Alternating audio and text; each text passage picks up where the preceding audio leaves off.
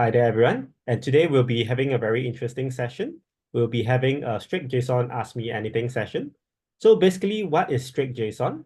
StrictJSON is a library which I've created sometime last year in order to parse large language model outputs into a structured format such as JSON. And how this works is like this.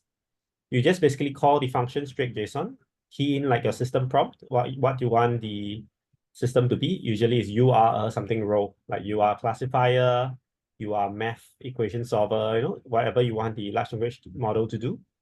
The user prompt is typically the inputs of what you want the StrictJSON function to do, or what you want the large language model to do. So in this case, if I want to make it a classifier, I can give it a sentence to classify, such as, it is a beautiful and sunny day. And then you can specify your output format here.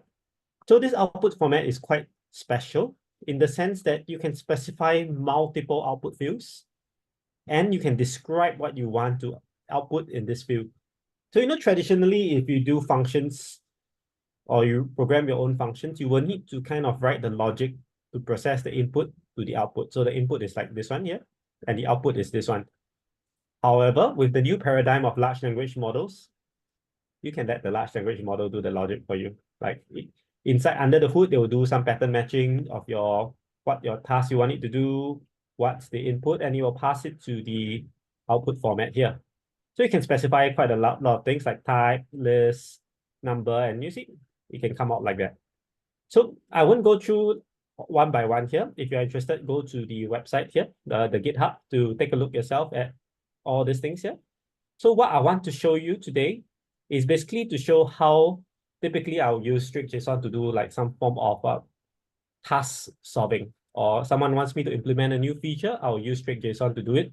And this is exactly what you need to do. So I'm back at the Jupyter Notebook. So you can also do this on Colab, no problem.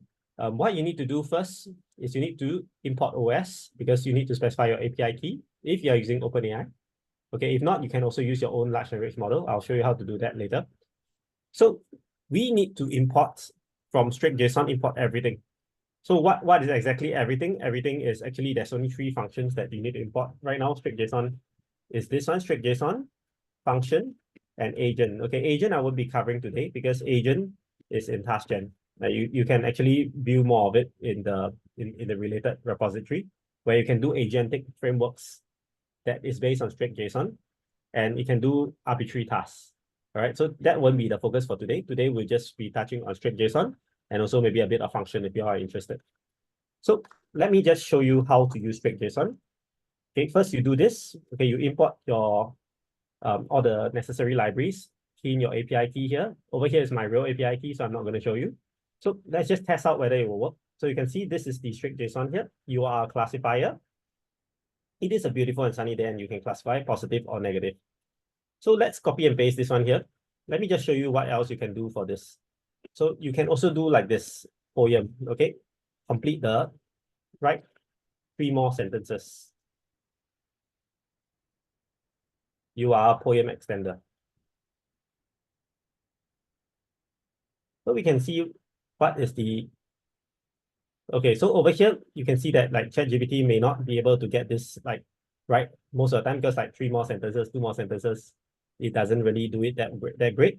So you can say something like this in the keys. You can just add more things in the keys here. And you can see over here, 1, 2, 1, 2, 3. So you see, just by specifying the input key here with greater detail, the output key with greater detail, we get what we want. All right, something like that. So this is very, very unique way of programming, because the JSON output key and the JSON output description actually matters. Everything matters, but actually the key matters more based on what I found. Right? You can even ask it to output in an array. So this is what I recommend to do is, if you want to output as an array or list, okay, use the word array, because array is in JSON. Okay, type arrays in JSON. And then you can just simply put type array here. This is a type checking to just make sure that it comes out in the form of a list. So 1, 2, 3. So you can see there's an inbuilt error correcting mechanism because right now, over here, this is not in the form of an array because of this apostrophe here. It broke the line here, but I've inbuilt some mechanism to do the checking, and you can see we still get the answer out. Okay, any questions for this? This is basically how we can do some simple manipulation using the role that you give it, what you want the function to do, the input to the function, and you just define some output formats here, which is what you want as the output. Questions so far for this? Okay, so let's move on to something else. So suppose we want to do some form of extraction. So let's just copy and paste this one over here. Okay, so let's call this text. All right, so what we want to do now is we want to ask the LM output the types that are supported by StrictJSON. So over here, we can put like output types. Again, we put array over here. Yeah, so we can just simply put like that. Oh, text is not defined. Let's run this. So we want to extract out. Okay, so over here we have this list enum. Okay, so yeah, I didn't really test this out before. So let's see why this is not working correctly. So maybe what I need to do is like maybe give you some examples. So usually if the StrictJSON doesn't work at the first go, normally what I'll do is like I'll do few short prompting. So this is called zero shot prompting, where you just give the description. You can give some example types, so it roughly knows like what it needs to. So right now we got int, float, string, dict, list, bool. Okay, and it's not of type array. Okay, so you know what you can do is like this. If you give the example as an array here, so this arrays right now, the way that it's processing this, you know, sometimes it doesn't give the array, sometimes it does. But if you give it an example, normally it will follow the example very well. So let me try to debug this. So this is a very good thing because like people have been asking me like how to get the array out, because I think array is like the weakest part of the JSON thing, because if the output format is not implicitly in the form of an array, you know, it will fail. So one way to do it is to give examples of the array. The other way to do it is to just like ask it to list out by space, separated by space, or separated by comma, then you do the parsing out yourself later. So let me try to get this working, okay, because I want to show you how to do this. There we go. So I just need to give it a few examples, and you can see over here, out comes the output types array. So you can even put like that, output types array. And there you go. You have all this. So if you want to also give like the full thing here, like this uppercase dict, you can also give the example here. And there we go. I think the issue is I didn't have the word StrictJSON here, so it didn't understand what is StrictJSON. So let's try to put the StrictJSON in the text here. And then I delete away this example text just to see whether it works. Okay, so it doesn't in this case. So yeah, you need to do something like that. So the other way I was telling you all to do is like this. Instead of just giving it the example here, you could also just put like output types like that. And then you can put like separated by space. Okay, let's take a look. Okay, there we go. So we have all this. And what we can do is like that. Include both uppercase and lowercase. So this is GPT 3.5 Turbo, so it's not that great at, you know, getting this out. If you really, really want everything to be great, you can use GPT-4. It works better. So you see, if I were to just use GPT-4, you can just put the model here if you're using OpenAI. If not, you can do your own LLM. You can see GPT-4 Turbo understands this much better. In fact, if I don't even do this here, just using this alone with GPT-4 Turbo, even without the example it gives me, even if I take away StrictJSON here, if I use GPT-4 Turbo, Okay, it didn't give me the uppercase.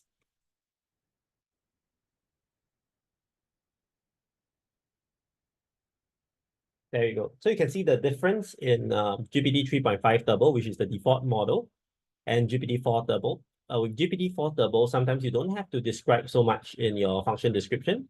You can just, do a very vague one. But if you are using GPT 3.5 Turbo, you need to be a bit more specific in how you prompt it. Okay, you also might need to give some examples like what I showed just now, like, oops. So you can give like example output types, and then you can give it like this. Yeah, then if you want to do this, okay, this is separated by space, so you can just do like that. So if we do it like that, oops, where's the error? Yeah, because your triple quotes cannot interfere with this. So you can see this is how we get it. So if you really want to pass it out, what you can do is like that. So if let's say the array is not reliable, you can just ask it to separate by space or something. So you can see this is the array in the end. Or you can say separated by, semicolon. Then all you need to do is to split by semicolon. Yeah. So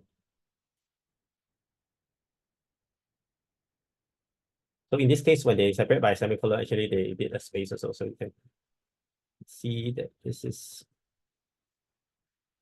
there. Yeah. Okay, any questions so far for all this? I think this is quite a basic use case, and this is like what you can do to extract out information from your text. And if you want to do some processing, you can use this to do processing as well. You simply type in what you want. Okay, this is actually the system prompt. You simply type in what you want in the system prompt, and this is the user prompt. And if you run this, okay, it will give you what you need. And that's as simple as that. Okay, I'll just pause here for a while in case you all want to ask anything. So these are the basic one-step tasks, classification, extraction. Do you have anything that you want to see before I move on to the more advanced ones? Yeah, so if you have some use case that you want, I mean, now's the time that to say. If not, I'll just continue going through what I have in mind to cover. Yeah, actually, let me just share with you one last one. Okay, so let's say we want to do something like find out all. Okay, let's say you want to make a knowledge graph over here. Okay,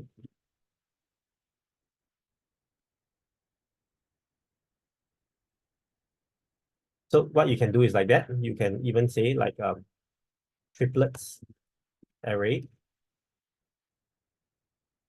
triplets of the form, object one, relationship, object two, and then you can put tag array. So this is how we do arrays. Again, I emphasize a bit of arrays because arrays is the one that might break. So you can see this is what we have. Base functionality supports in, support list, supports. Okay, so what we can do is now we can even display this in the graph. So I'm just going to show you how to get this. So let's do code here. Okay, given the triplet list. So let's make this triplet list like that. Triplet list equals to rest triplet array. Okay, given the triplet list,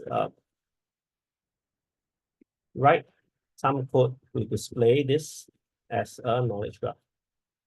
So you can just put like this code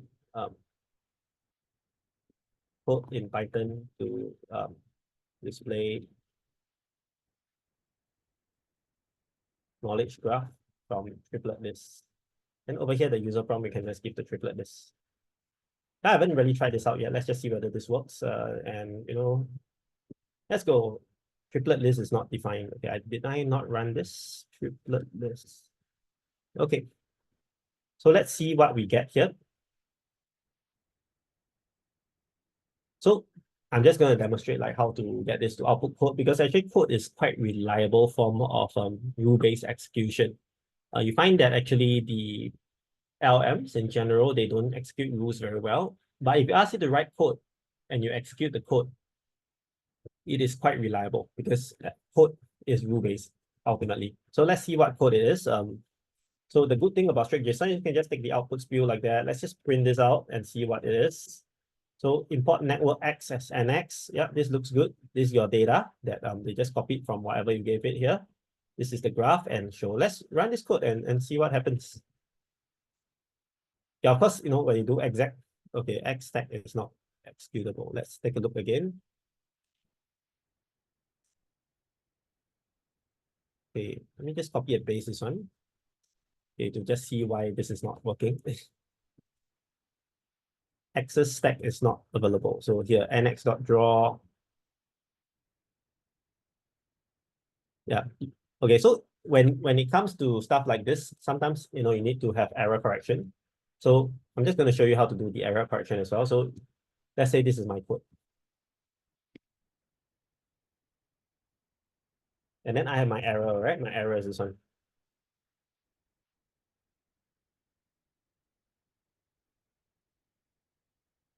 Okay, so I have my code and error.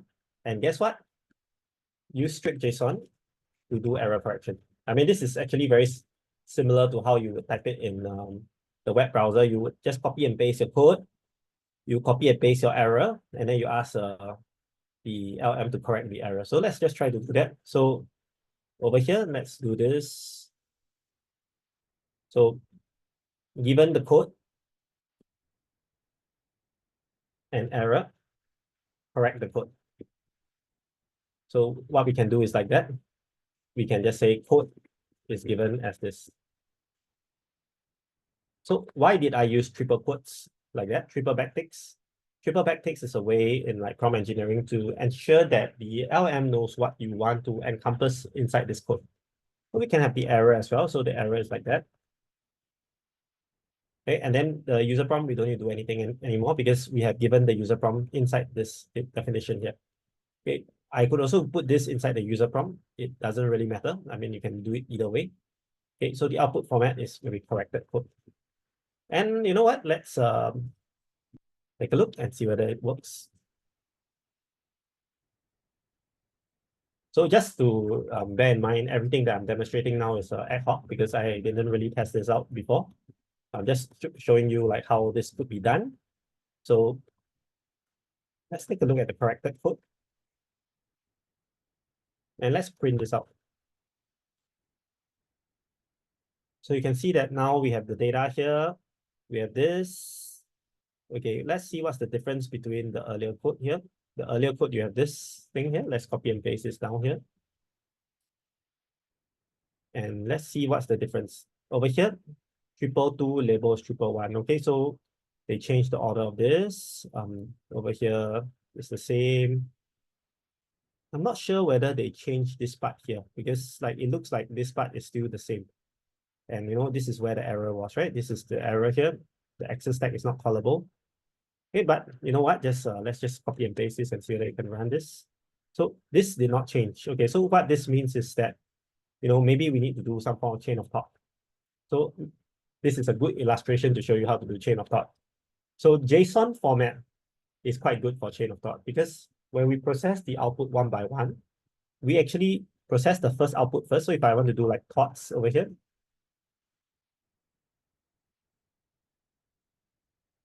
the corrected code like that. So we will actually do the thoughts here first. Then the corrected code will come later. So we will force the large language model to think of how to correct the code first, then correct the code. So let's see whether this works. Right. So I'm very interested to see like what is the overall thoughts that it thinks, like why is this not working? Okay, because honestly, I also don't know. All right. So let's see, use plot.gca instead of cf.xtag. So okay, sounds promising. Let's see the corrected code now. Let's print this out. So this is the corrected code. And over here, it's still nx.draw though. Like use plot.gca instead of this. I'm not sure if this would work. Okay, let's copy and paste this again. Yeah, it's still not callable. Okay, so this is some limitation with GPT. Sometimes it doesn't know why it fails. All right, so this is why, like, all papers talking about like reflection, those kind of things to say that like hey, what should you do? Ask the large language model to think and reflect and correct its behavior. Yeah, it only works if it understands what is wrong. All right. So over here, it looks like this plot.gca is not even in the code at all. If you look here, is there a plot.gca anywhere? There isn't, right? So what this means is that the LM might have already forgotten the code. So one technique that we can use to do is like that. We can ask it to repeat the code, ask it to repeat the error, okay, so as to force it to focus. And then after that, ask it for its thoughts. So let's do that and see what happens. Okay, Joe's asks, what is going on underneath thoughts? So basically, it will just output how it thinks it should correct the code in this thoughts. And then this corrected code will base off on whatever has been output before that. Okay, so what I suspect is because this plot.gca did not even exist in this code here, it probably doesn't really know what is the code anymore. So ask it to repeat the code. Let's see what happens. So ask it to repeat the code. Very good. Ask it to repeat the error.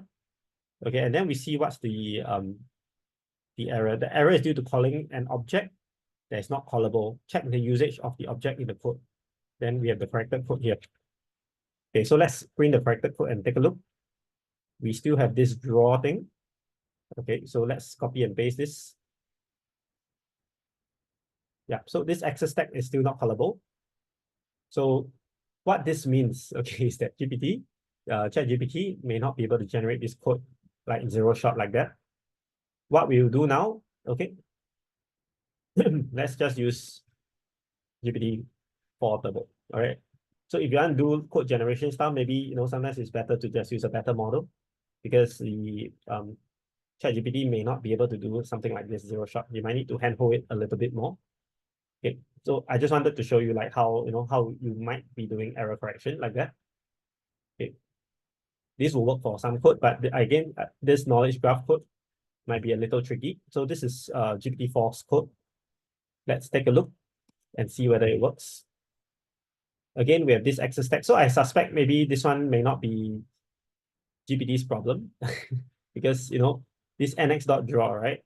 It might be my own issue that maybe I didn't have the package.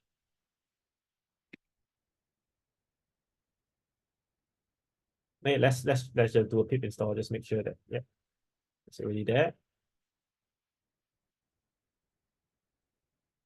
Okay, let's try again. All right. So again, how about this? Let's use GPT-4 to do error correction. Okay, so let's do the same thing as what we did here. We copy and paste the error. We copy and paste the code.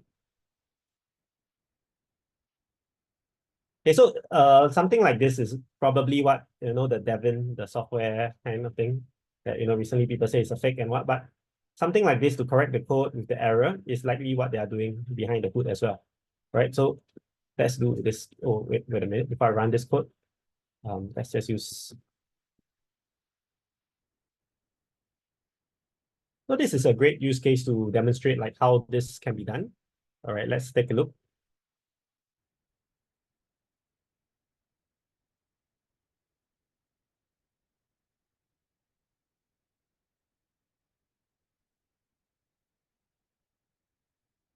Yeah, so what I want to do, let me just recap again.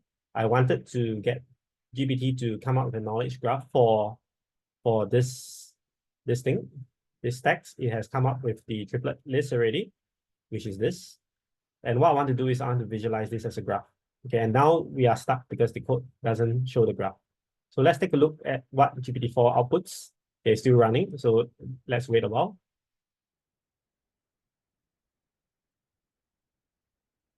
The latency can be quite a bit for GPT-4, right, compared to ChatGPT. So let's see what happens now. Okay, let's take a look. All right, this is a bit thoughts. The error seems to be related to the matplotlib version with network X. Okay, it might be resolved by ensuring that or using a different method to draw the graph. All right, let's just take a look at the code here. And let's run this. Look at that. All right, look at that. just using GPT-4 and error correcting code, we have gotten the code to work. And we can see that this is the graph. Maybe the node size, we want it to be smaller. And guess what? Let me just show you something else, okay? So if let's say you want the node size to be smaller, all right, and you don't want to, write it out yourself, because I think I know how to correct the node size, just change this. So what we can do is like that. Let's just copy and paste this.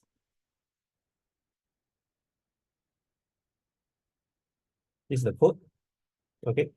Given the code, change it to feed user query, okay? And the code is this code here. And what's the user query? The user query will be what we write here. Change node size to be smaller. And then we can just put like corrected code.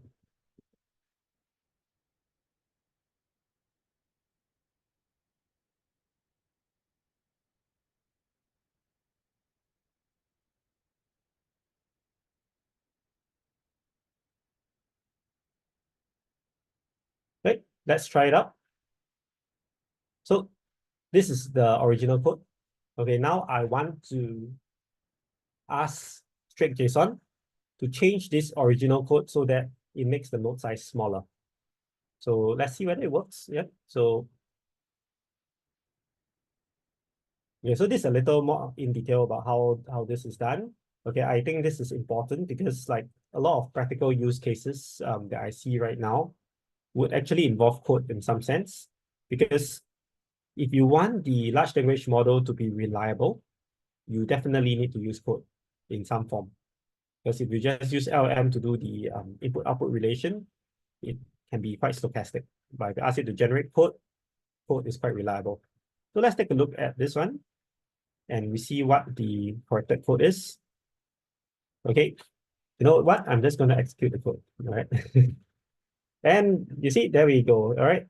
So we have this.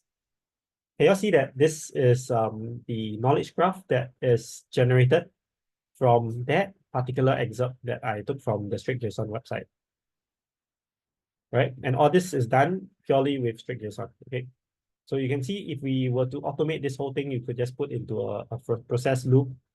You can essentially use StrictJSON for the different parts of the process, step by step.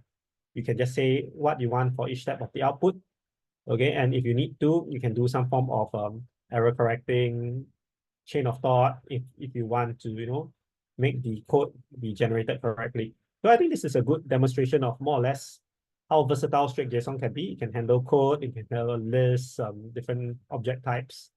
If you want to know the full object types, it's all like that: float, bool, dictionary, function, and so on. Okay, so maybe let me just demonstrate the object types here. Before I demonstrate the object types or the output types, any questions so far on this demonstration of knowledge graph display and code correction? I'll make this notebook available so you can try it out also. Any questions so far on how I've done certain things, or anything you want to see as well? If all good, maybe give me a thumbs up so I know that I'm good to go. All right, hopefully this is useful and interesting for you. Like I do think that there's a lot of functions that you can do. See, I didn't even know how to create this knowledge graph. LM did it for me. All right, and all I need to do is know how to program StrictJSON. And that's cool. I mean, you can even change whatever you want here. If you want the node size to be smaller, you can say that I want my text to be smaller and so on. All this will work. All right, so next, I want to show you the multiple types. Okay, so let me just share with you this thing. So when StrictJSON first came out, I did not actually intend to have type support because I wanted the LM to come out with types. But I do realize for production-based stuff, people might still want the types because these types help to ensure that, if you go to the next part of the process, it would still work. All right. So how do we do this output types? So it's very simple. You just do StrictJSON. Okay, and then you have an input format. It's like this. Maybe like it is a beautiful and you are an arbitrary arbitrary output mapper. I mean, I just want to do that text in user text and outputs it to the respective output fields. Okay, so basically I just want you to do everything. So like, let's say it is a bright and sunny day. So this is the user prompt, and then we have output format. So you just need to know these three things, and you can use StrictJSON already. What's the output format here? We can just put adjectives, array of adjectives, array. So bear in mind, if this fails, just do what I did earlier. You do an example here, example adjective array and so on. You can do examples. It will make the thing work much better. Number of adjectives. Okay, so over here I want to just put like type int. Okay. All right. Sentiment. So over here we can. So this is actually a colon. The sentiment here is either positive or negative. So what we can do is we can just write positive or negative. I want to show you another one, like sentiment 2. So you can put type enum, positive. Okay, just bear in mind the quotations, positive, negative, neutral. So you can also do it like that. Let me show you another one, sentiment 3, all right? You can just put like, is it positive? Type bool. So it's like true or false. Okay, maybe put like, so it's either true or false for this one.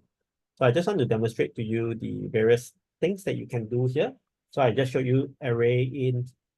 This is just positive or negative. Okay, maybe I'll show you a string also. Let me just give another few for string. So like,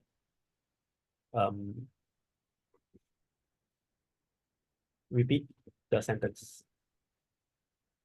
You can just do a type string. So if you want to do type, you can just look from a type something. So my parsing will basically check for this type. As long as you see a type here, it will just map here. As long as you put like string, dig, big dig, and so on, like all these things would really map quite well into this type checking. All this type checking is done using rule-based method. If you're interested, you can check out base.py. I've coded out like something like what you will see in Pydantic. I've done it out myself because I want to make sure that like all this check for float and all this, I want to make sure that I will raise exceptions that are relevant and useful for the large language model to correct itself. So you can see that the self-correction thing is a key part of StrictJSON. I wanted all these output messages to be informative so that using LLM, we are able to correct the output ourselves. Okay, so this is why I programmed this whole thing myself. Okay, rather than using Pydantic. So repeat the sentence, you can say type string. So that's sentence. And maybe what else did I miss out? The dict type, yes. Okay, so over here we can say adjectives and their meaning. So we want it to be a list. So what we can do is like that. Type list or type array. So array and list are interchangeable. You can use array or list. So type array, and then you can put dictionary, and you can put the dictionary keys inside. So what are the keys for this dictionary? Adjective and meaning. Okay, I think that's more or less it. Let's just run it and see whether it works. Okay, this should be important. Okay, let's see whether this works. I did ask for a lot of output views. So, okay, over here, enumeration values are not properly defined. Ensure this is a proper list format. I forgot to close this. So that's why it failed. So we have adjectives array, list of adjectives, and we have bright sunny. Number of adjectives is 2, okay? Okay, if we change this to float, let me just show you. Okay, if we change this to float, okay, I will force it to a float, so you will get 2.0. So this is how we ensure the type. If you don't put the type as well, you just put number, then it will just be mapped to a number. Or if you just type string, you don't even need to type in the type here. You can just type in verb or string. Okay, it didn't work because I did type correction. So if you really want it to be a string, you have to type string. Then I will do the output parsing for you as a string. Okay, so right now I just put type int. Okay, next we have sentiment, positive or negative. You see it's positive. Sentiment enum here is positive, negative or neutral is positive. Here we can even do something like PN and O, which is a positive, neutral, other, and you can see whether this works. I think it will still work. You'll choose P. So if you are like doing some form of MCQ, you want the LM to output an option A, B, C, D, you can use enum as well. Here, bool, is it positive or not? It's true. So you can also put this as negative sentiment. So like, is it negative? So if I change this to negative, this should give me false, all right? And indeed, you see here. So bool is basically the same thing as, if you were to do this. If you do enum true false, okay, you should get back the same thing. It's just that, oh, hang on a minute. What's happening? Oh, okay. Because I did some type conversion to force it to make it, yeah, you need to, if you want true and false, you cannot use quotes, okay? So you can see here, this bool is the same as enum true false. All right. It's a bright and sunny day. You can repeat the sentence, type string. Adjectives and their meaning, we have the dictionary with this adjective, sunny, meaning filled with sunlight. So, let's say if I were to store this in res, and then I can go to take res adjectives and their meaning array. We can see that like we have two of them here. We can take the first one and we can like ask it to, what's the adjective? Right. And if you want to know what's the meaning, what you need to do is like that. Full of light.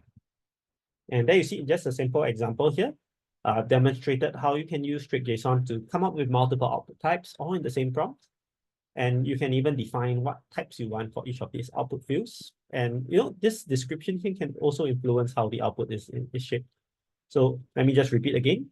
For StrictJSON, it's very important for your keys and your values to be reflective of something, so that this makes it easier for the large language model to know how you want the output. And if you can give some examples in the system prompt here, so that the output will be more accurate. Okay, and if you try that GPT 3.5 Turbo doesn't work too well, you can use GPT 4 Turbo. It works quite well. Some people have also told me that Claude 3 Haiku works very well with this, so you can try those models as well. I think Llama 3, the recent one, will work quite well with StrictJSON as well. So just try it out. This is a LLM agnostic. So if you want to key in your own LLM, I think now's the good time to talk about this. So how do we do your own LLM, right? So basically, you just need one extra parameter here. LLM equals to LLM. So let me just copy and paste the LLM thing here.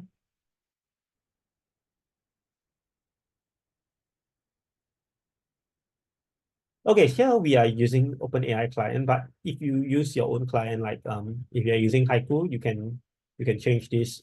Like you're using Azure, you can use like the Boto tree and so on. Grok, people have used Grok also. You can change this to your own client. All you need to do is to cater for two inputs. One is the system prompt and one is the user prompt. And all these are strings. So the system prompt and user prompt will correspond to what you key in here. Okay, this first sentence is the system prompt. And this second sentence here is the user prompt. So you can see this is the system and user prompt. And all this will be mapped to your own LLM function here, which you can just key in as well over here in the StrictJSON. Next, do some processing by your own LLM, and then return the string that is the output of the large language model. So this string will go back into StrictJSON for processing. So you can see this in base, if you are using your own LLM, it's under the chat function. Okay, so if you go see the chat function here, if you are using your own LLM, okay, we will basically call the result of the LLM here and return the result from the chat thing, all right? And this chat is used in StrictJSON. We basically give the prompt to the large language model and get the result. And then from that result, we'll do type checking and everything. Okay, of course, the prompt for StrictJSON will add on to like stuff like this, like output in this JSON format, update the text enclosed in these brackets. So there's some processing already done to StrictJSON in order to get it to output accurately in those fields. So these are the number of words that are added. Actually, it's not much. It's actually quite short. And you get this reliable output already. So let's just suppose we use GPT 3.5 Turbo here. Okay. Or, better still, let's just show you how this is done. So instead of using GPT 3.5 Turbo, Yeah, okay, maybe at first I just use GPT-3.5 Turbo. I just show you how this works first. There we go. So let's suppose, I want to do my own LM. And let me just show you something. So maybe what I want to do is I just change this output to, um, adjective array.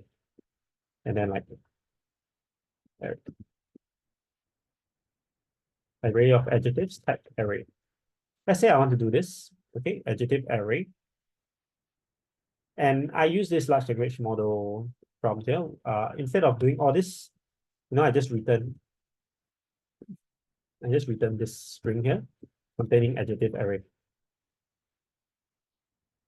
And you can just say like bright and hello. Let's just put bright and hello. So this is the output of your large language model. Okay, and let's run this here. And you can see your adjective array is bright and hello. So this is just to illustrate, whatever large language model you put in here, it will give you the corresponding output in string format. And this string format will be passed by StrictJSON to give you this format here, which is a dictionary actually. Yeah. You can see this is how it's very cool because you don't need to do JSON.load_as and everything. You can just straight away use this result here and do some manipulation based on this results. And if let's say you don't output in the right format, like there's no bracket here, like just let's see, maybe outputs as a string like that. Let's just see this, what happens. So this is the error correcting part. If not possible to match output fill in the parts of elements for the array. But you see this LLM here is not activated right now because I have blanked it out. So what this means is that you will always output the same thing. But in real life, your LLM would be given this as the error message. And based on this error message, you can self-improve and get the output out in the right format. Okay, if not, you might need to give some examples and eventually it will be like nuanced to the right format. Yeah, this works quite reliably once you nuance it well. Some examples help a lot. So I'm just showing you how the large language model output gets influenced in the LM call. So let's go back here. Oh, what happened? Oh, okay, so we can see how this works. Ta-da! And we have bright and sunny. Okay, this is actually very important. Okay, this is very, very important because I don't think people will be using OpenAI purely. We will want to use a mixture of large language models, depends on what you want for your tasks. So in fact, if you want to do coding, maybe you have to use the phi3, the coding model, then you can just put phi3 model inside here in the LLM function. So this is very flexible. And all your parameters here, you can define it yourself. You don't have to use LLM config or anything. You can just define it all yourself in this LLM function. And just simply put LLM equals LLM when you call StrictJSON. Cool. Questions for this, your own LLM part? Any questions so far for this? Or all good? Okay, I have a question. Let's see. What modifications are needed for vision language models? Okay, that's a good question. So vision language models, obviously, you also need to take in like images, right? So if you want to do visual language models, you need some image tokens and this image tokens might be inside this model here, but because StrictJSON only gives you in string. Okay, so what you might need to do is, if let's say you want an image, okay, you might need to program this function here to take an image here, so that you can take an image from a file. So maybe what can be done is your system prompt.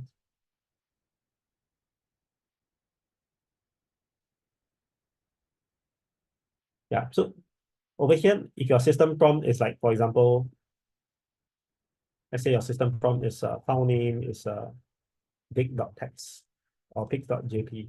JPEG. And you can do some processing here to get the file name, to get the file, convert to tokens, pass into BLM. So it's still possible to use the StrictJSON kind of format to, you can also get the file from the user, from the system or user prompt. You can also use this, but what you need to do is you need to have a separate processing step in your LLM function in order to extract out the file, okay, which is typically an image. Or if you are using a video model, it might be a video. Do some pre-processing here and eventually pass it to your vision language model, which eventually should also output a text, okay, output string. Okay, so you can still use it for VLMs. You just need to do the loading of the images separately from the StrictJSON main function. You will do it inside your LLM function. Yeah, is that clear? Yeah, so that's a good question because a lot of models right now are using vision models, and it's quite important to know how to fit it in. So like if you talk about the, I guess my friends are actually doing this other framework called symbolic AI.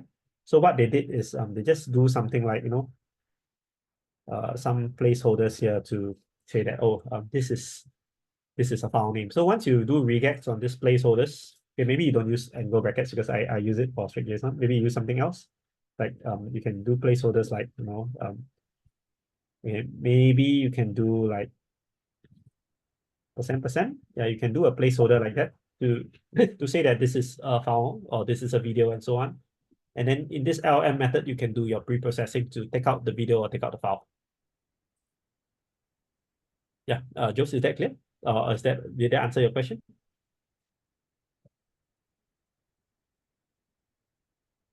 Cool. All right. So I haven't shown you the coolest features yet. All these are just starters and warm up. All right.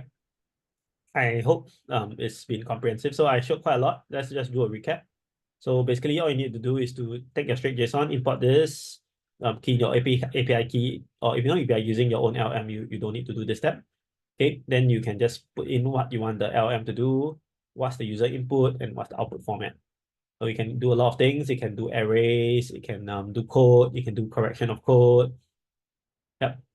And eventually we talk about multiple output types here, how to do your own LM. So we covered a lot of ground today. Next up, chain of thought. All right. So chain of thought, really, really useful feature that large language models can do. Because what is chain of thought? Chain of thought basically means that instead of going from, so usually you have a problem to solution, right? This is the typical one. So chain of thought will be problem to substep one, to substep two, to solution. So this is chain of thought.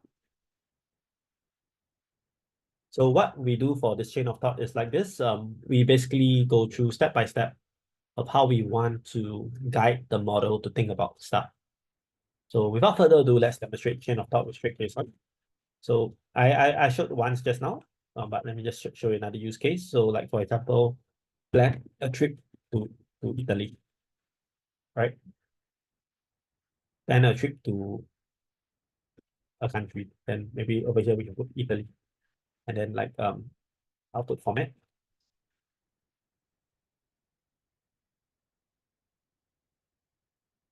Okay, so this is very, very big.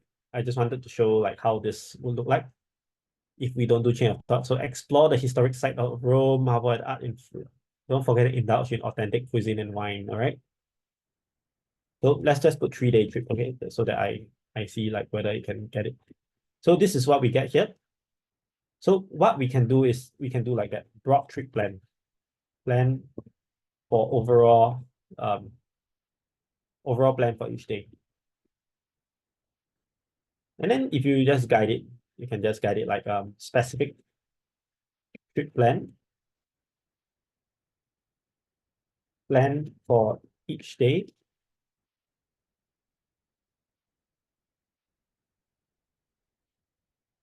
including morning, afternoon, evening. So you can do something like that. So you guide it to say that we do a broad plan first, then we do a specific plan. So you can see the broad plan is this. So over here, we are missing out for each day. So what we can do is for day 1, 2, 3. So we just guide it a bit. So broad plan, okay, okay. So overall plan for each day separated by comma. So we try to guide it a bit so that we get this one, this one, this one. So the first day is visit historical sites. So you can see that day 1 morning is this, afternoon is this. Day 2, cuisine. So, okay, didn't really follow this because it did all three. So what we will do is day one plan.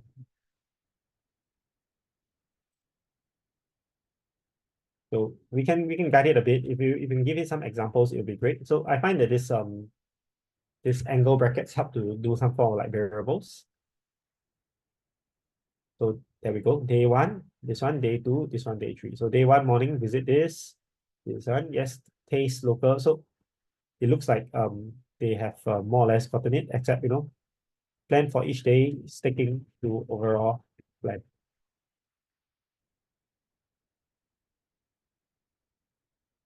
So I guess relax in the coastal town. Okay, I guess more or less it stick to the thing. So what we can do next is we can say like transport arrangements.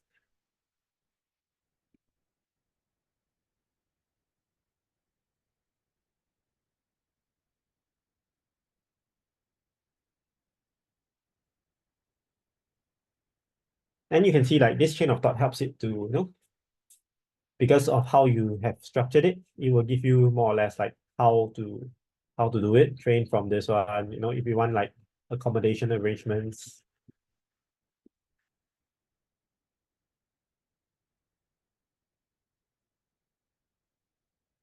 So this is quite cool because what this shows is that if you just structure the whole prompt in a certain format, you are able to, get the generation be more and more specific and tailored to your needs. So this is what I call broad to specific generation. And I mean, chain of thought, usually people will think of like, let's think step by step. I don't like this approach because how do you think step by step when you don't know how to think, right? So you're leaving too much to the large language model. If you can have your intended headers over here, you can guide the large language model to generate one by one how to get the final output. And this is what I call chain of thought. And this is really cool because JSON format allows for chain of thought easily. So this is more or less how this is done. Just a brief teaser. So StrictJSON also has agents. So you can have an agent called trip planner, and then you can just plan a 3-day, plan a trip to a country, doing up a broad trip plan, specific trip plan, transport arrangements, accommodation arrangements. So this is a bit out of scope for today, but I just want to show you how the agentic framework would work. So you can just run like plan a trip to Italy, plan a 3-day trip to Italy. You can see like this is, so over here we have this.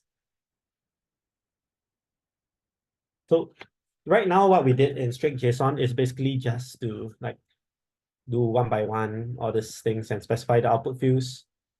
But you could do stuff like that. But over here they try to book for you. You don't have the action function for this. Yeah, so we need to kind of constrain it, do not book. So what we want to do, you see the subtasks they identified, they try to do the trip for you and so on. So this, maybe we just need to specify do not book anything. Okay, so this is how we would do, this is the difference between, so this thing here is actually TaskGen teaser. So this is TaskGen, which is also in StrictJSON. So you can create your agent to do that. Okay, but one thing to take note is that TaskGen is a bit more open-ended. You may not get the specific generation that you want as per how you would do here in StrictJSON. But if you are okay with like being very broad, this looks like it's not bad also, right? You can see you got specific plan and so on. And over here, is it research accommodation? You can, so if you change your prompt a little bit, give some examples, the agentic framework can also do similar to what is done here and can be a bit more flexible. So I'll have a session for TaskGen soon. So if you're interested to see how to use TaskGen, you can, I'll cover more in depth how to do it. But I'm just showing you like this chain of thought applies for like how you break down the problem step by step, which is what the agentic framework would do also, break down the problem step by step in order to get the agent to do stuff. Questions so far for this? All good? Okay, you are a bit quiet today. Is there anything that you want to see me do? If not, I will continue. Yep. Yeah, this is Bill. I have a question. Is this helpful, or can this be used where, say, you have a JSON-L file of multiple small paragraphs, and you want to do sequential processing? You want it to say summarize the small document, each small document. Is there a way to, or extract some particular pattern from that small document? Is there a way of having it repeat over a list, or over a JSON-L, or some other list or dictionary with Okay. one set of prompts to read a file and then do the same thing over and over again to it? Yeah, definitely. So what you want to do, if I rephrase what you want to do, you want to get paragraphs from a text and summarize each paragraph. Is that what? Yes, that's correct. I've got the paragraphs already extracted in a JSON-L file. But that's not critical. I mean, yes, your summary is correct. So basically, regardless of what format, basically you already have the paragraphs extracted and you just want to summarize each paragraph. That's correct? That's correct. Yeah, I Okay. want the summary in a particular format with certain information extracted, but the details of the processing isn't critical for this question. Okay. Take the paragraph. Do the paragraphs have any temporal linkage with each other, or you process it independently? They'd be presented independently. Yeah. Okay. So what you do is something like that. So you will take a paragraph. Let's just I don't know. Let's go Wikipedia and take a paragraph out of it. Yeah. So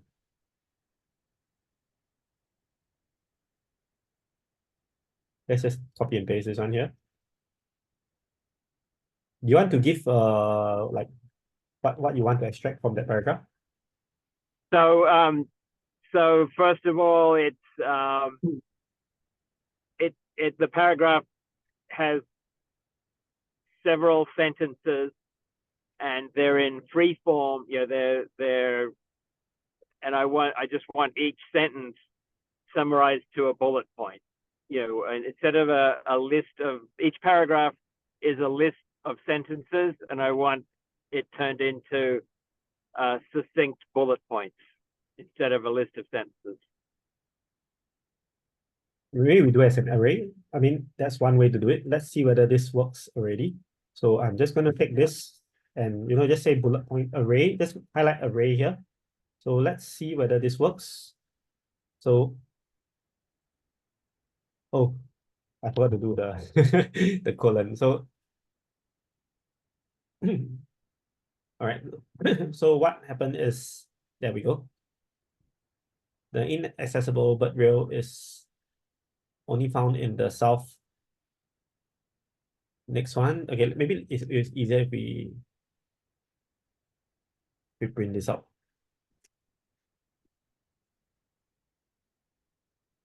This rail was described by Pasilo in black feet, red eyes. It occupies, so it looks like it's copying and pasting this right now. No biggie. So of five, let's say 10 words. Okay, so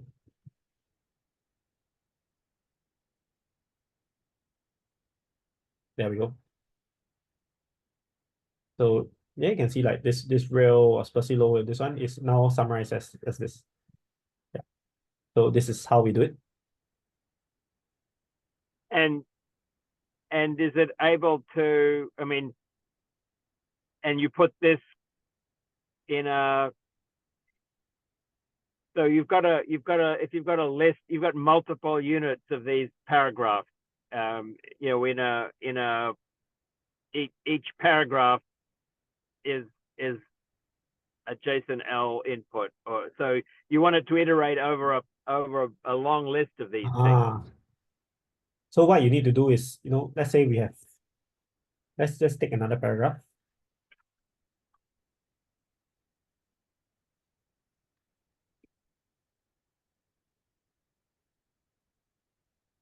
So that's suppose you have paragraph one and paragraph one and paragraph zero. So basically we initialize like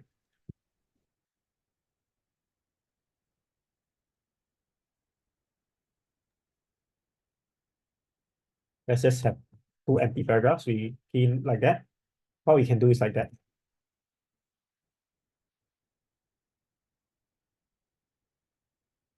Or actually not like that. Yeah, For that para, looks, yeah. for para Yeah. in for para and paragraphs. So basically you just need to do a for loop over StrictJSON. Okay, and then you just put the paragraph here. And then what we Okay. can do, what you can do is like that. We can print,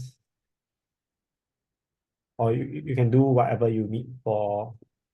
So over here we have, you will see two outputs. Like here you can just change it to whatever you need. You don't have to do a print. Yeah. So you have the first array done and the second array done. Yeah. So this is how Thank you. yeah. No worries. Yeah. Yeah. So StrictJSON is really very useful. I've used it for at least 20 projects already. And I've refined it to the point that it works for most of them. Right. So every time it fails, I add more features. And so this is the result of 2 years of effort. So it's meant to be a replacement for OpenAI function calling. Sorry, not function calling, OpenAI, like those kind of JSON mode. It's meant to replace Pydantic because I find that all this take up too much words just to describe. So you can see like over here, once we do this output format, because I have condensed the type all inside this the output format here, you don't have to do like object name, object type, which is very, very verbose. Let me just show you how verbose it is for like function calling format. I'm just going to OpenAI platform, just show you how verbose it is. We need to go to the examples. And you can see that this is like how the thing looks like. You all see like over here, type object, description what. So you can see all these are extra stuff. Like right now we have location and my description here. I just convert to type. You save so many tokens.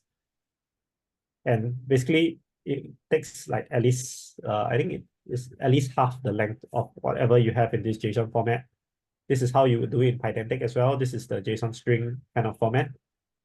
So I didn't really like this. That's why StrictJSON is much more concise. Yeah, so that was the motivation. And because LM, the context length matters. The longer your context length, the worse the performance. So this actually helps to improve performance as well by using a more concise format for StrictJSON. Okay, Thank you. cool. Yeah. Any other things that you want for the use case before I move on to the next part on reflection? I mean, now's the time to ask, this session is actually meant for, because I received some requests on how to do certain things. I just want to make this clear for everyone so that like you can use StrictJSON for your own use. And I mean, if you like it, do remember to give it a star because, then more people will know about this. Yeah, so this is the GitHub. All right, let's move to the next point of reflection. Okay, so reflection is basically like sometimes your large language model output is wrong. Once you reflect upon it, sometimes it might correct itself. So we can actually do that for StrictJSON as well. Cool, right? Yeah. How do we do this? So let's just take the StrictJSON here. So for example, I want it to create a four-sentence poem with 5 words that rhyme with cool. Okay, so what we will do is like that. Output format is 5 words that rhyme with cool. And then you can put like words. And then like, okay, over here we can also do array, but we can just do like that, no problem. 4-sentence poem. Let's see whether this works already without anything. So Pooh drew, by the Pooh he drew while heading to school, acting like a fool, he wrote a mole. So you can see that GPT 3.5 Turbo, not that great. Let's just take a look at how the GPT-4 Turbo works for this. So you can see that that wasn't a 4-sentence poem, that was like a 3-sentence poem. You can see with GPT-4 Turbo, let's take a look. By the shimmering, shining, silent pool, sat a lonely wooden stool. In his hand, he held a tool. Dreams of crafting made him drool. Much better. GPT-4 Turbo knows what's a 4-sentence poem. But you know what? Let's try to get 3.5 to work. So 1, 2, 3. Oh, this works actually. Sometimes it works, sometimes it doesn't. This one doesn't. So what we can do is we can add in this thing called reflection.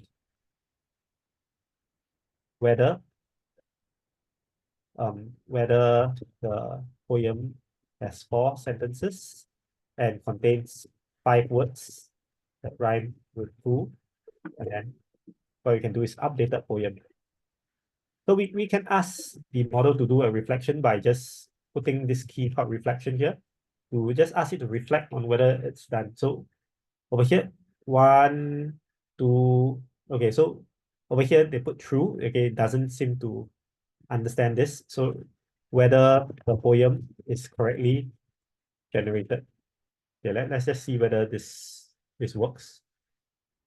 1. So it thinks. So this again is a limitation of LLMs. You can only reflect if it can correct. So reflection counts the number of sentences and reflect on whether it is 4 sentences. Maybe we make it a bit more direct. There we go. The poem consists of 3 sentences, not 4. Let's see, 1, 2. It's not even 3 sentences. Ending with full stop. All right. So ChatGPT 3.5 Turbo need to handhold a little bit more. 4 sentences is 4 sentences. 1, 2, 3. Very good. So you got 4 sentences. So sometimes putting this reflection here already makes it know that it needs to output 4 sentences above. Okay. But let's say we want it to be 5 sentences. Okay.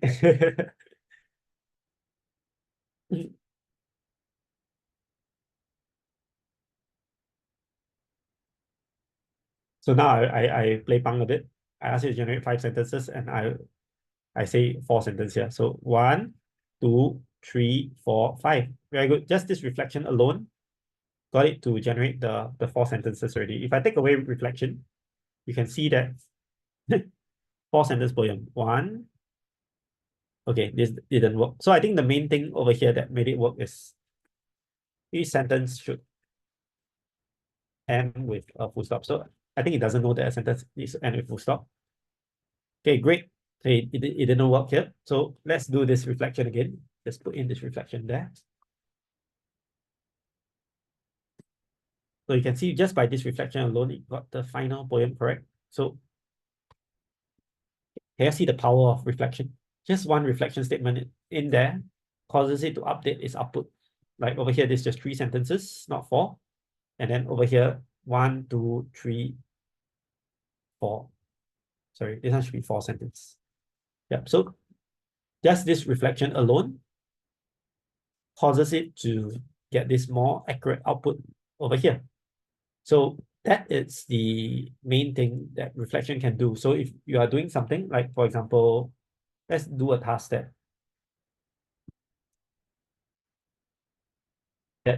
is a little tougher for LLMs.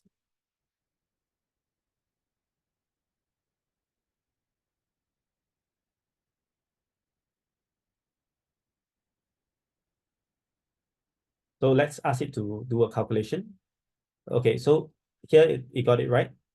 So, okay, maybe like what I want it to do is like solve the math problem. So the math problem could be something like that. Mary has 5 apples. Has 5 apples. John has 2 apples. Mary gave John 1 apple. How many apples do they have in total?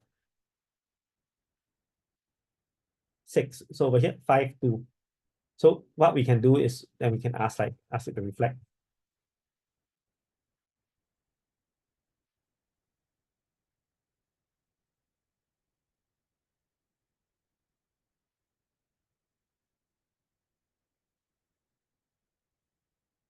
So you can see that here, the reflection didn't really solve it because it still didn't know.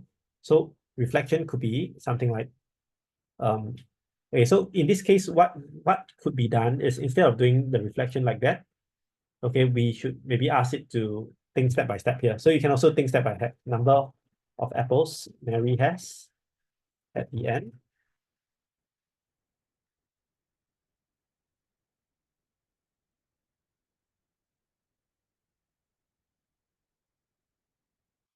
So we could ask it to think step by step. So over here, Mary has 4. Okay, John has 2. Reflection false. Correct output 5.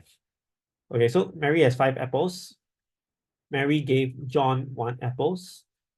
Okay, so over here, you see, this even reflection also did not manage to correct it. So what we can do is we can do something like that. Reflection is do an equation for Mary and John and evaluate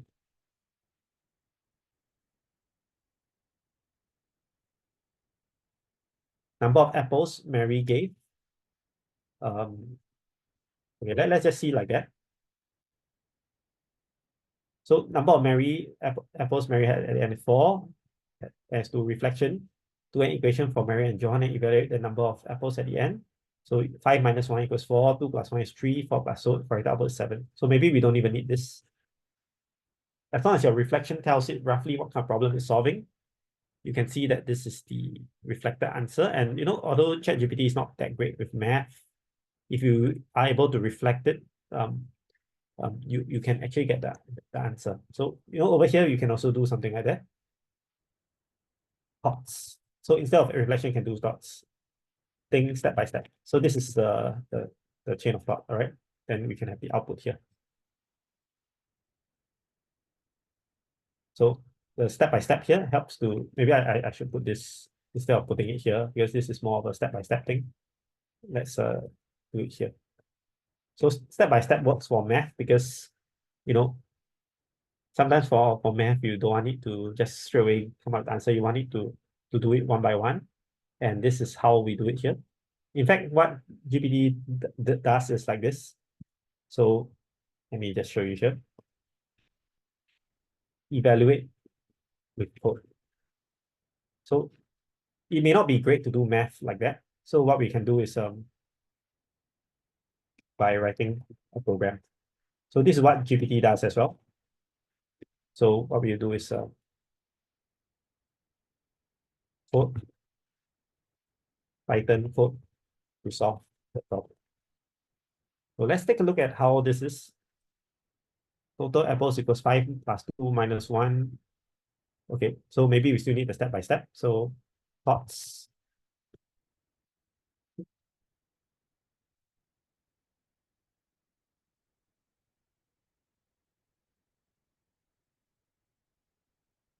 Okay, so what we will do is we will need to run this code. Python code, Python function name answer. Right, so we define answer like that. So what we do is let's put this like that.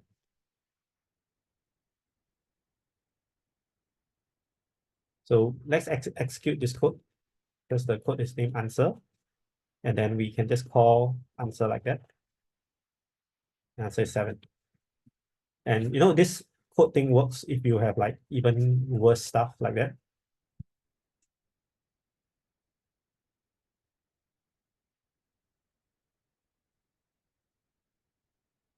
So you can see this is a little more tricky, right? Like if you look here, let's just copy and paste this.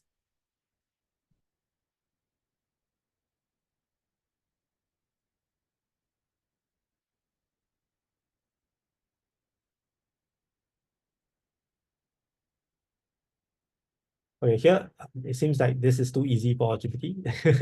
So maybe let's make it harder.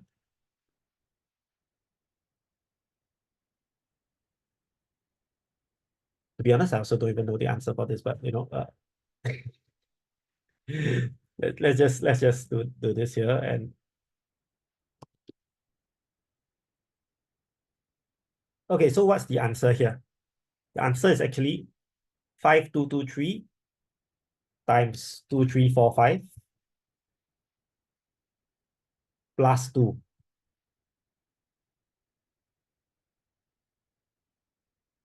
Okay, so over here we are not supposed to add this. So let's just run this again to see whether this works. Okay, so the answer is supposed to be this one plus 2. 12247937. So none of them got it right. So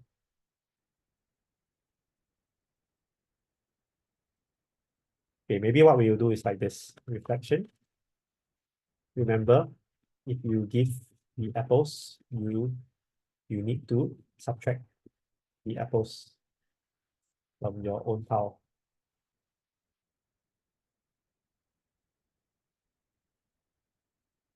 Okay, let's try this. See what this is. So let's see the output for this. Remember to subtract the apples Mary gave from John before summing the total apples that they have. So over here we have the answer like that. Mary total is this.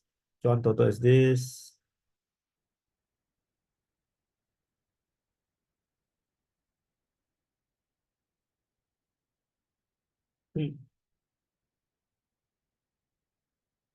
So it's a bit of I'm doing this live.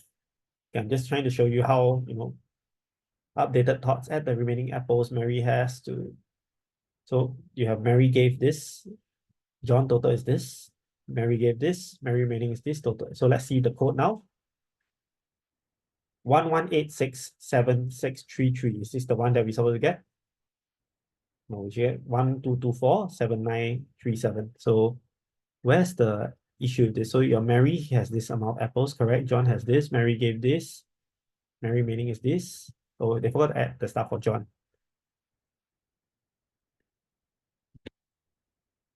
Okay, so I think what we'll do is like that. Um,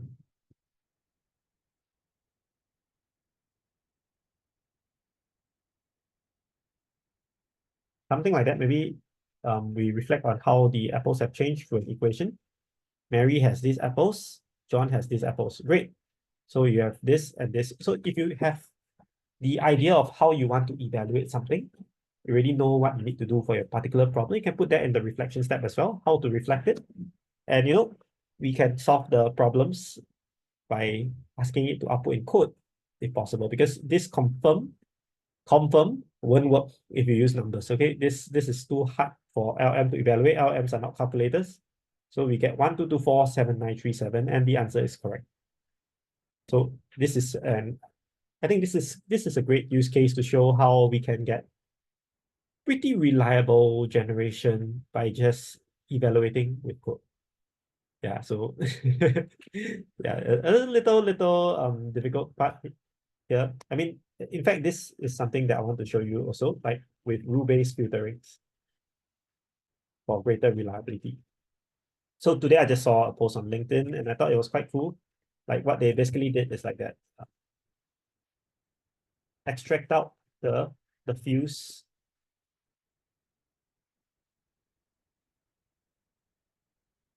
So the user query may be something like this. Get me an ice cream that costs below $50. So what we can do is like in the output format, we can get like this price lower than. So you could have a field like that.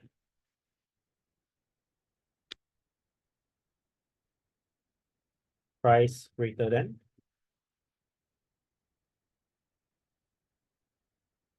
If filter does not exist, output minus output NA. So output -1. Okay, because all these are right. So like that, we have item. Okay, so all this need to be semicolon.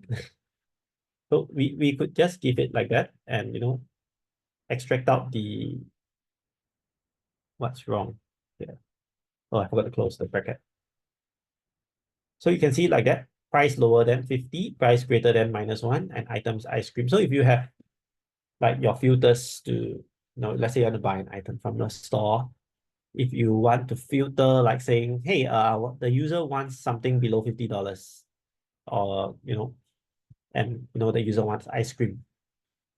So if this is ice cream, so if let's say, get me something. So see, if filter does not exist, I'll put -1 or NA. So you can see this is how we already get the various filters. We can use these filters to apply on your database to do some, you know, you could even generate SQL queries if you want to based on this. Use the chain of thought method that I showed you earlier.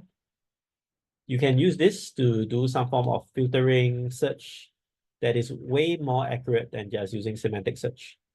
Okay, and all this can be done by large language models because large language models can do extraction pretty well. So this is a great use case for it. Okay, so I'm just going to leave it here. I mean, this code will be made to you all as well. So you can play around with this. Yeah, just showing you various use cases for StrictJSON. It's very, very versatile. You can use it for a lot of things.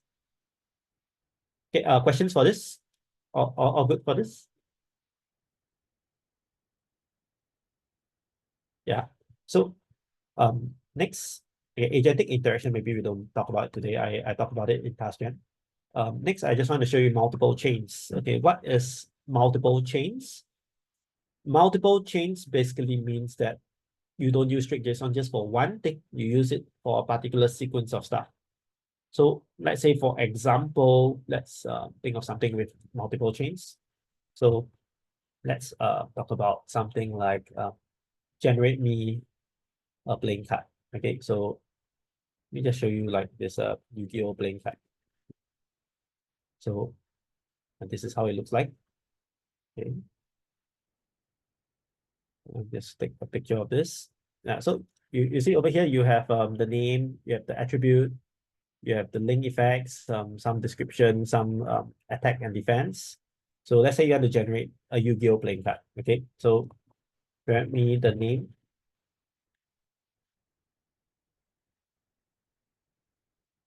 Okay, name and type. So what you can do is so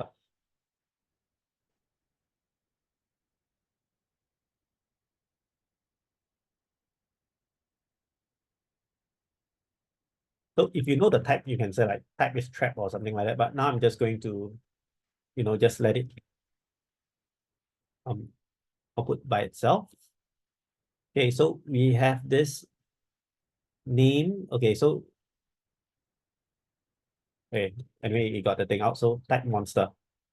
So next up, we can do like this. Given the name and type of a Yu-Gi-Oh playing card, generate me the description and the attack points. And so you can do something like that. And over here, you can just put the rest over here, like basically what you have earlier. And your output format will be,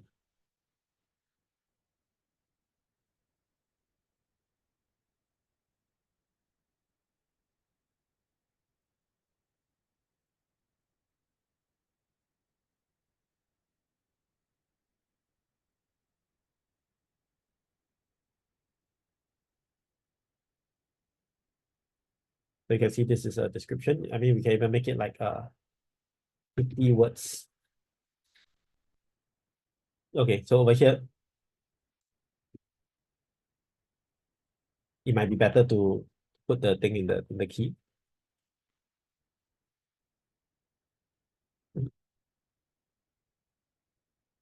All right, so we have this over here, and you can see that actually this is more or less a copy and paste of how the actual card looks like. So this is how we would do it. And you might be asking me why we want to do multiple chains like this. It's because we may have separate processing stuff you want for different things. So, I mean, someone asked this on GitHub, so I was telling that person also, like, you can take this type here. You can say that if, let's say, a type is monster, so like over here,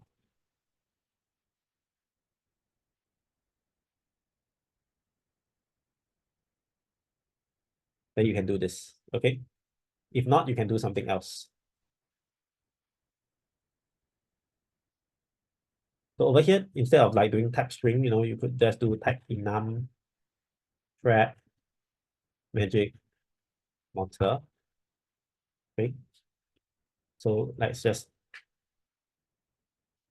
so name is name of card. Yeah, so we have this dark magician. So over here, you can see that, okay, the reason why it's giving me an error because I did not put name of card here. So we have Yami, type magic. So if let's say if a monster, we can do this. If the type is a magic, okay, we can do something like this. Can I read the description?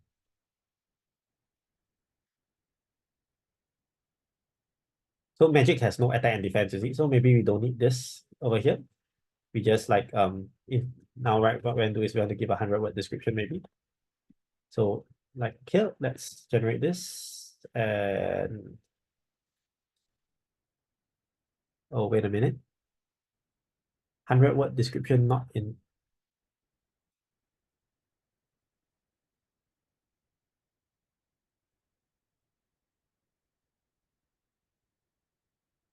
100-word description not okay. So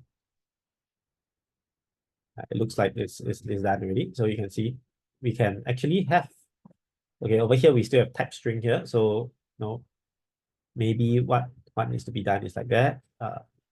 We don't need this. It would be great if you could give an example of this so that you can match better. Ultimately, this is still about pattern matching, and GPT-4 Turbo works much better than GPT 3.5. That's why it doesn't work all the time. So you can see based on the type of the card. Okay, if I change this to monster, then it will generate something differently. Okay, so we can see that this is the monster for Yami. And what this means is that if you were to do this as a chain, okay, of strict JSON calls, okay, you can actually do conditional flows here.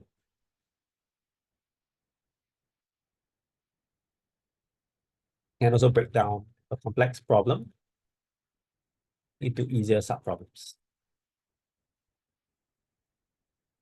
Okay, cool. So I'm just demonstrating this because I think this is quite useful, especially if you have a complex workflow. Like just now, Bill, you were mentioning like you want to do the paragraphs and so on. If you were to do like a strict JSON call and then like your output here could be some indicator for what's next. Like over here, this is the type here. You could actually, create a conditional workflow for whatever we just did here just now for like the paragraph. Some paragraphs you do a certain way, some paragraphs you do another way. All you need to do is to just add another field here to just say that, the type of the paragraph and so on. You can do your conditional workflow, just calling another strict JSON code just like this, based on the output of the earlier strict JSON. So I think this is quite useful. Something that I think LangChain cannot really do that well. But with StrictJSON, because I give you the modular unit of how to process the large language model, how you do the conditional flow is up to you. Okay, I think that's a long session. I mean, I did not cover the other stuff like functions. So if you're interested, functions is just, you can wrap StrictJSON up with the function description, put the function variables as this angle brackets. Then you can call the whole thing as a function like that. So essentially under the hood, everything is a strict JSON. The user input will just be whatever your user key is in here. So to be honest, functions not really necessary because you can just express everything as strict JSON. It's just that for functions, it is cooler because you can just call function like that. You don't have to repeat the whole strict JSON again. So it just wraps over strict JSON, but essentially it's the same as strict JSON. So I'm just emphasizing on what strict JSON can do here. Okay, that was a long session. I hope this has been informative. Maybe before we end, like the last 5 minutes, in case you all want to ask me to code out any use case you all have, I can see whether I can help with that. Or just any questions in particular you have about StrictJSON, you can ask right now.